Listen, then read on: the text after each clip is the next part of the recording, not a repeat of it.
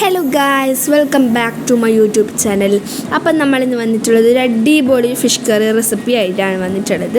അപ്പം നമുക്ക് നേരെ വീഡിയോയിലേക്ക് കടന്നാലോ. ആദ്യം തന്നെ നമുക്കൊരു ചട്ടി ചൂടാക്കാൻ വെക്കാം. അതിനുശേഷം അതിലേക്കൊരു 4 സ്പൂണ് കോക്കനട്ട് ഓയിൽ ഒഴിച്ചു കൊടുക്കാം. എന്നിട്ട് നല്ല രീതിയിലൊന്ന് ചൂടായി കാണുന്ന സമയത്ത് നമുക്കതിലേക്ക് ഒരു 1/2 സ്പൂണ് കടുക് ഇട്ട് കൊടുക്കാം. എന്നിട്ട് കടുക് നല്ല രീതിയിലൊന്ന് പൊട്ടുന്ന സമയത്ത് നമുക്കതിലേക്ക് ഒരു 1/4 സ്പൂണ് ഉലുവയും കൂടി ഇട്ട് കൊടുക്കാം. എന്നിട്ട് നല്ല രീതിയിൽ ഒന്ന് ചൂടായി പൊട്ടുന്നെന്ന് കാണുന്ന സമയത്ത് അതിലേക്ക് നമ്മൾ കുറച്ച് വെളുത്തുള്ളി ഇഞ്ചി പേസ്റ്റ് ഇട്ട് കൊടുത്തിട്ടുണ്ട്. എന്നിട്ട് നല്ല രീതിയിലൊന്ന് ഇളക്കിയെടുക്കാം കേട്ടോ. ഒരു 1 മിനിറ്റ് ഒന്ന് ഇളക്കിയെടുക്കണം കേട്ടോ. ഈ ഒരു വെളുത്തുള്ളി ഇഞ്ചി പേസ്റ്റ് അതിൻ്റെ പച്ചമണം ഒന്ന് മാറണം.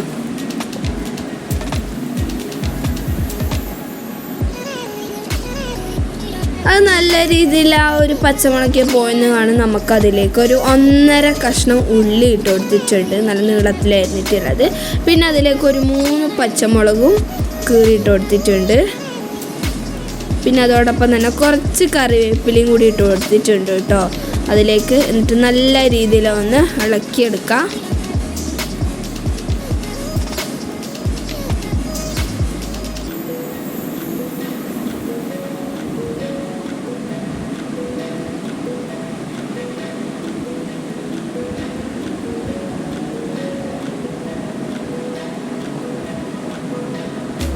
ഇതാ നല്ല രീതിയിലൊന്ന് ഇളക്കി എടുത്തിട്ടുണ്ട്. അതിനുശേഷം നമുക്കതിലേക്ക് ആവശ്യത്തിനുള്ള ഉപ്പിട്ട് കൊടുക്കുക. കല്ലുപ്പാണ് നമ്മൾ യൂസ് ചെയ്തിട്ടുള്ളത്. നിങ്ങൾക്ക് വേണമെങ്കിൽ പൊടിയുപ്പ് ഇട്ട് കൊടുക്കുക. ഞാൻ ഇപ്പോൾ ഇവിടെ കല്ലുപ്പ് ഇട്ട് കൊടുത്തതേ ഉള്ളൂ. എന്നിട്ട് വീണ്ടും നല്ല രീതിയിൽ ഒന്ന് ഇളക്കിയെടുക്കുക കേട്ടോ. ഉള്ളിയുടെ പച്ചമണം പോകുന്നത് വരെ ഇതൊന്ന് ഇളക്കിയെടുക്കണം.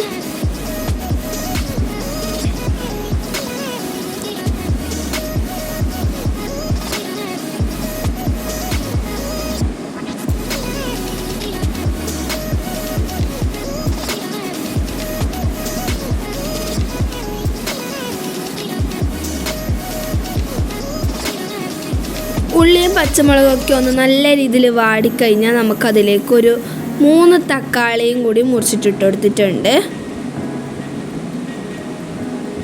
എന്നിട്ട് വീണ്ടും നല്ല രീതിയിലൊന്ന് ഇളക്കിയെടുക്കാം. ഈ തക്കാളി ഒന്ന് ഇതിൽ വാടി വരണം.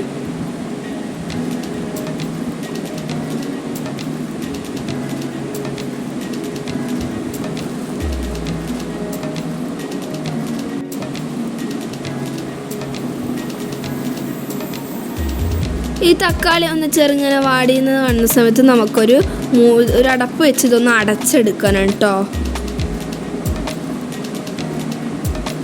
ഒരു 5 മിനിറ്റ് വേണം ഇതൊന്ന് അടച്ച് വെക്കാൻ. അതിനുശേഷം നമുക്ക് ഒന്ന് തുറന്നെടുക്കാം.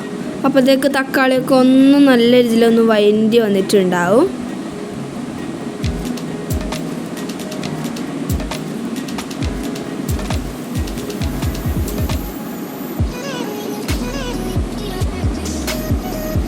ഈ ഉള്ളിരി തക്കാളിയിലൊക്കെ ഒരു പച്ചമണം പോയെന്ന് കാണുന്ന സമയത്ത് അതിലേക്ക് നമുക്കൊരു 1/4 സ്പൂണ് മഞ്ഞൾപ്പൊടി ഇട്ട് കൊടുത്തിട്ടുണ്ട്.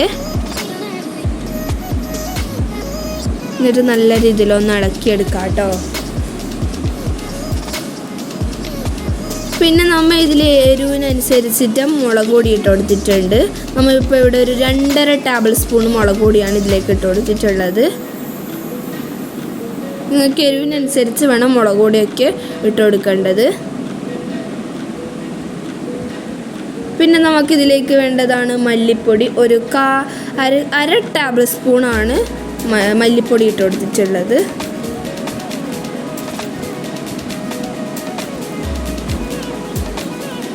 എന്നിട്ട് നല്ല രീതിയിലൊന്ന് ഇളക്കിയെടുത്തിട്ടുണ്ട് കേട്ടോ.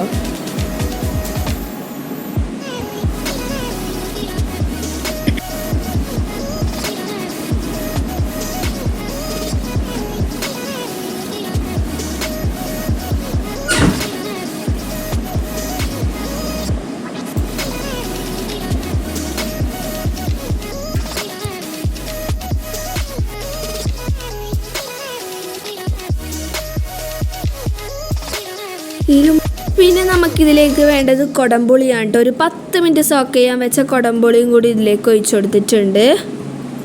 എന്നിട്ട് നല്ല രീതിയിലൊന്ന് ഇളക്കിയെടുക്കാം കേട്ടോ.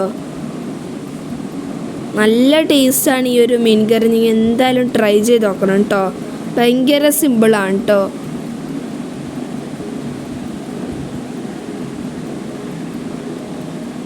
എന്നിട്ട് ആ ഒരു കറി നല്ല രീതിയിലൊന്ന് തിളച്ചെന്ന് കാണുന്ന സമയത്ത് നമുക്കിതിലേക്ക് ആവശ്യത്തിനുള്ള വെള്ളം ഒഴിച്ചു കൊടുക്കാം. നിങ്ങൾക്ക് എത്രത്തോളം ഗ്രേവി വേണോ അത്രത്തോളം നിങ്ങൾക്ക് വെള്ളം ഒഴിച്ചു കൊടുത്താൽ മതി.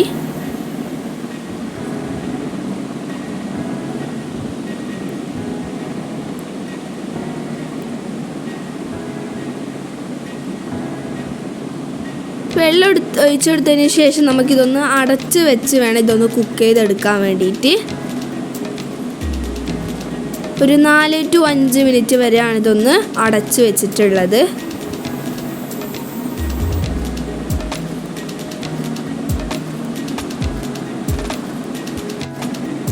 പിന്നെ നമുക്കിതിൻ്റെ അടപ്പൊന്ന് തുറന്നെടുക്കാം. അതിന് ശേഷം നമുക്ക് ഇതിലേക്ക് ആവശ്യത്തിനുള്ള ഉപ്പൊക്കെ ഈ സമയം വേണമെന്ന് നോക്കിയെടുക്കാൻ.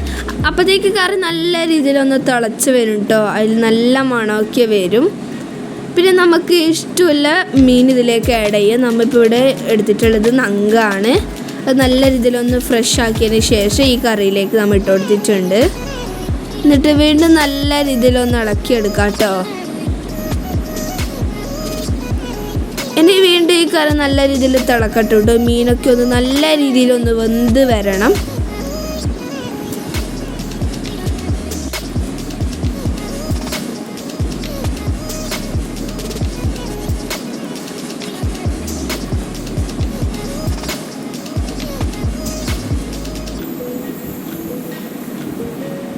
പിന്നെ നമുക്കിതിലേക്ക് ഇതിൻ്റെ മുകളിലേക്കായി ഒരു ടേബിൾ സ്പൂൺ കോക്കനട്ട് ഓയിൽ ഒഴിച്ചെടുത്തിട്ടുണ്ട്. എന്നിട്ട് നല്ല രീതിയിലൊന്ന് ഇളക്കിയെടുക്കാം കേട്ടോ. പിന്നെ നമുക്ക് കുറച്ച് കറിവേപ്പിലയും കൂടി ഇട്ട് കൊടുക്കുന്നുണ്ട് കേട്ടോ ഇതിൻ്റെ മുകളിലേക്കായിട്ട്.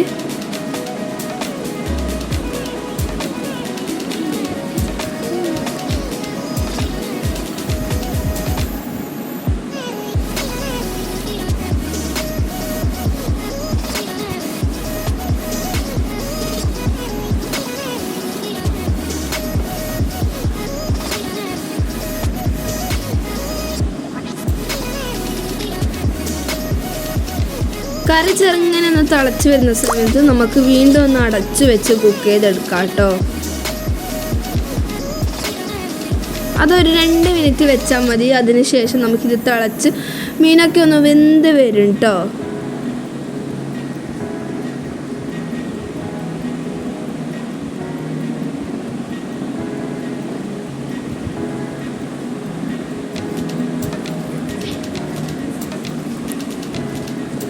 ഇതാ നമ്മളുടെ അടിപൊളിയായിട്ടുള്ള ഫിഷ് കറി ഇവിടെ റെഡി ആയിട്ടുണ്ട്.